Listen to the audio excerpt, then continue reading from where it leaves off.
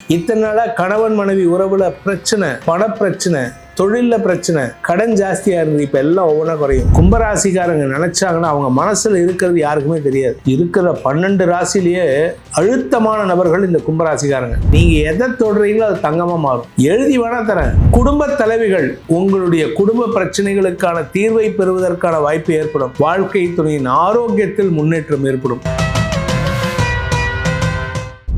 கும்பராசி நண்பர்களுக்கான குரு பெயர்ச்சி பலன்கள்.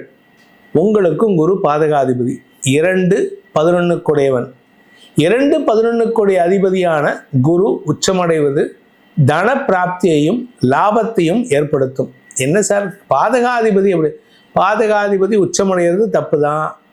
ஆனால் அவர் உச்சமடைய ஸ்தானம் எது? 6ஆம் இடம். ருணரோக சத்துருஸ்தானத்தில் உச்சமடைகிறாரு. அதனால எதிரிகளால் ஏற்பட்ட அவமானங்கள் விலகும். உங்க பேர்ல கேஸ் நடந்துட்டு இருக்கு சார், ஒரு வழக்கு நடந்துட்டு இருக்கு. கவர்மெண்ட் ஆஃப் இந்தியா வர்சஸ் கும்பராசிக்காரங்க, கவர்மெண்ட் ஆஃப் தமிழ்நாடு வர்சஸ் கும்பராசிக்காரங்க, கவர்மெண்ட் ஆஃப் கர்நாடகா வர்சஸ் கும்பராசிக்காரங்க, government of Andhra Pradesh versus கும்பராசிக்காரங்க. எந்த கவர்மெண்ட்டாக இருந்தாலும் சரி உங்களுக்கு சாதகமாக தீர்ப்பு வரும். உங்களுடைய மறைமுக எதிரிகள் அடங்கி போவார்கள். உங்களை பின்னாடியிலேருந்து தொல்லை கொடுத்துட்டு இருக்காங்க பாருங்க, அவங்களாம் விலகி ஓடுவாங்க. அதே சமயம் ஆரோக்கியத்தில் குழப்பம் ஏற்பட்டிருந்துன்னா அந்த ஆரோக்கியத்துக்கு தீர்வு கிடைக்கும். நல்லா இப்படி இருப்பீங்க, அப்படியே இழைச்சிருவீங்க, அப்படி இரும்பா இழைச்சிருவீங்க. இந்த அளவுக்கு ஒரு மாற்றம் வருமா அப்படின்னு கேட்டால் நீங்கள் காமிப்பீங்க. கும்பராசிக்காரங்க நினச்சாங்கன்னா அவங்க மனசில் இருக்கிறது யாருக்குமே தெரியாது. இருக்கிற 12 ராசிலேயே அழுத்தமான நபர்கள் இந்த கும்பராசிக்காரங்க. மகர ராசிக்காரன் தான் ஃபஸ்ட்டு, ஆனால் அதை விட அழுத்தம் ஜாஸ்தி இந்த கும்பராசிக்காரங்க. ஒவ்வொரு ராசிக்காரனுக்கும் ஒவ்வொரு கேரக்டர் உண்டு. இந்த கும்பராசிக்காரன் மனசில் என்ன இருக்குன்னு யாருக்குமே நினைக்க முடியாது. கட்டின பொண்டாட்டிக்கு தெரியாது, கட்டின புருஷனுக்கு தெரியாது. அதுவும் இந்த கும்பராசியில் ஒரு பெண் பிறந்து விட்டால் அந்த பொண்ணு அவளை ஈஸியாக பேசவே பேசாது. எதையும் இப்படி சிரிச்சே மழுப்பிடும். இவ்வளோதான் அதுக்கிட்ட பதிலாக இருக்கும்.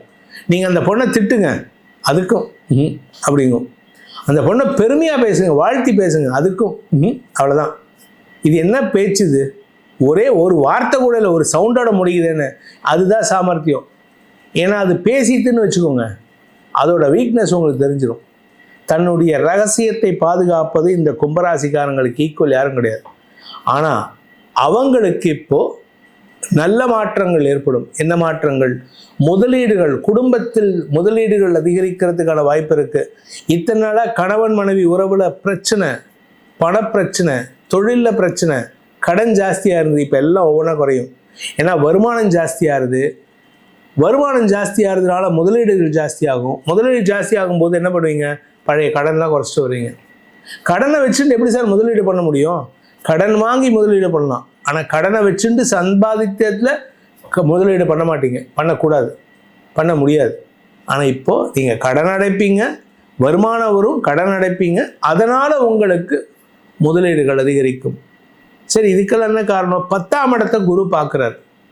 10ஆம் இடத்துல குரு வந்தால் பதவி மாற்றம். ஆனால் 10ஆம் இடத்தை குரு பார்த்தாருன்னா பதவி உயர்வு, வளர்ச்சி, தொழில் வளர்ச்சி, உத்தியோக வளர்ச்சி, வியாபார வளர்ச்சி. நீங்கள் எதை தொடுறீங்களோ அது தங்கமாக மாறும்.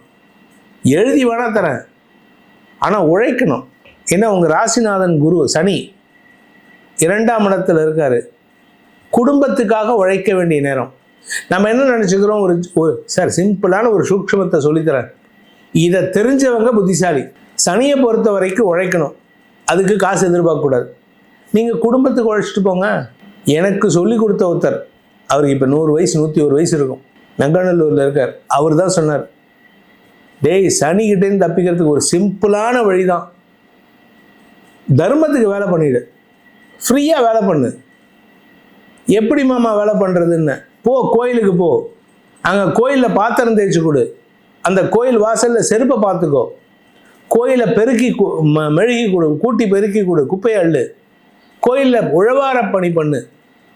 அப்போ உழவார பணி செய்யக்கூடிய சிவாச்சாரியர்களுக்கெல்லாம் சைவ மரபினருக்கு சனியுடைய பாதிப்பு வருமா? வரவே வராது. ஏங்க அறகுறையாக தெரிஞ்சு நமக்கே எப்படின்னா அவங்களாம் எவ்வளோ அந்த சிவாச்சாரியர்கள் சைவர்கள்லாம் எவ்வளோ கஷ்டப்பட்டு வேலை பண்ணுறாங்க. அதை பண்ணி பாருங்க. உங்களுக்கு உழைப்புங்கிறது வந்து அப்படி இருக்கணும். எவனுக்கோ இங்கிலீஷ்காரனுக்கு போயிட்டு நைட்டு 12 மணி வரைக்கும் 12 மணிலேருந்து விடிகாலம் 4 மணி வரைக்கும் நைட் ஷிஃப்ட் ஒர்க் பண்ணி, அதுவும் வந்து ஸ்டூடியோ நேமில் வேலை பண்ணிட்டு, என் பேர் பிரகாஷ்னா ஏதோ நிக்கிங்கிற பேரில் ஒர்க் பண்ணிட்டு, ஹாய் ஐம் நிக்கி ஹியர், என்ன பெருமை வேண்டி கிடக்கு.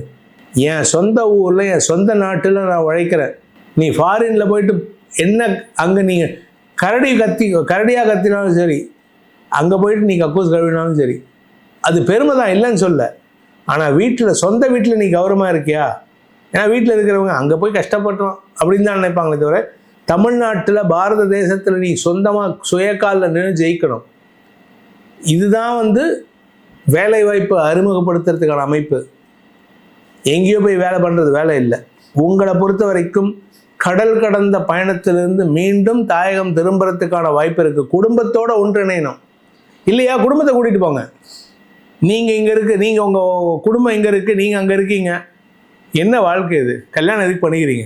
குடும்ப தலைவிகள் உங்களுடைய குடும்ப பிரச்சனைகளுக்கான தீர்வை பெறுவதற்கான வாய்ப்பு ஏற்படும். வாழ்க்கை துணையின் ஆரோக்கியத்தில் முன்னேற்றம் ஏற்படும். குழந்தைகள் தங்களுடைய படிப்பு சார்ந்த வருமானத்தை எதிர்பார்க்கக்கூடிய வாய்ப்பு இருக்குது. 6ஆம் இடம்ங்கிறது வந்து 5ஆம் இடத்திற்கு, படிப்பு ஸ்தானத்துக்கு 2ஆம் இடம். படிப்புனால லாபம் வரும், படிப்புனால வருமானம் வரும். ஃபாரின் போகிறீங்களா, போங்க, தாராளமாக போங்க. படித்து முடிச்சிட்டிங்களா, ஃபாரின் போங்க. அங்கே போயிட்டு அங்கேயே கல்யாணம் பண்ணிக்காதீங்க, இங்கே வந்து கல்யாணம் பண்ணுங்கள். சொந்த நாட்டுக்காரனை கல்யாணம் பண்ணணும். அங்கே இருக்கிற ஒரு கிறிஸ்டியானோ ஏதோ ஒரு பொண்ணை கல்யாணம் பண்ணக்கூடாது, ஏதோ ஒரு பையனை கல்யாணம் பண்ணக்கூடாது. நிறைய தப்பு பண்ணுறாங்க. உங்களை பொறுத்த வரைக்கும் உங்களுக்கு தொழில் அமையக்கூடிய நேரம். ஏன்னா 10ஆம் இடத்தை குரு பார்க்குறாரு. உத்தியோகம் அமையக்கூடிய நேரம், கடல் கடந்த பயணம் அமையக்கூடிய நேரம், இதெல்லாம் நடக்கிறதுக்கான நேரம். ஆரோக்கியத்தில் இருந்த குழப்பங்கள் நிவர்த்தி ஆகும். உடம்பு கொஞ்சம் படுத்தும், ஆனால் சரியாக படும். ஸோ இதுக்கெல்லாம் தீர்வு என்ன அப்படின்னா, ஒரு சின்ன சிம்பிளான பரிகாரம் என்ன அப்படின்னு கேட்டேன்னா, சிவபெருமான் வழிபாடு. அதுலேயே வந்து சிவபெருமான் வந்து பல ரூபங்கள் வச்சுருக்கார். அகோர வீரபத்ரர், இந்த மாதிரி நிறையா இருக்குது. அதில் நீங்கள் வழிபட வேண்டிய தெய்வம் சத்ரு சம்ஹார மூர்த்தி. இந்த சத்ரு சம்ஹார மூர்த்தி 6ஆம் இடத்துல குரு உட்கார்றதுனால எதிரிகளை அழிக்கும் ஆற்றலையும் சேர்த்து கொடுப்பார். அழிக்கிறதுனா எப்படி, என்ன அவனை கொலை பண்ணுறதா? ஹிந்து தர்மத்தில் எவனும் கொலை பண்ணுறதை பற்றி பேசக்கூடாது, பேச மாட்டான்.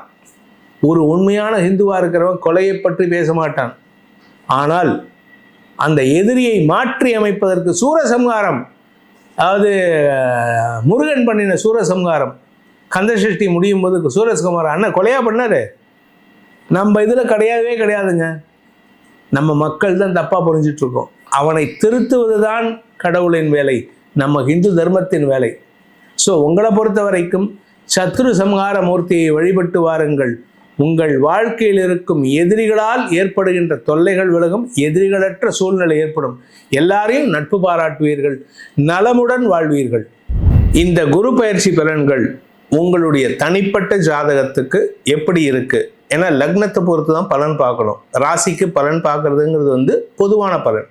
அதாவது உடம்புக்கு பலன் பார்க்கறதா இல்லை உங்கள் உயிருக்கு பலன் பார்க்குறதான்னு கேட்டால், உயிரான லக்னத்துக்கு தான் பலன் பார்க்கணும். அந்த லக்னத்துக்கு, உங்கள் ஜாதகத்தில் உள்ள லக்னத்துக்கு எப்படிப்பட்ட பலன்கள் அமைய போகிறது, இந்த வருஷம் எப்பேற்பட்ட யோகமான பலன்கள் உங்களுக்கு கிடைக்க போகுதுன்னு ஆசைப்படுறவங்க கீழே வந்து நமக்கு வந்து என்னோடய ஃபோன் நம்பர் கொடுத்துருக்காங்க, கைபேசி எண்கள், அதாவது வாட்ஸ்அப் எண் கொடுத்துருக்காங்க, டைரக்ட் அப்பாயின்மெண்ட்டு கொடுத்துருக்காங்க, என்னோடய அட்ரஸும் கொடுத்துருக்காங்க.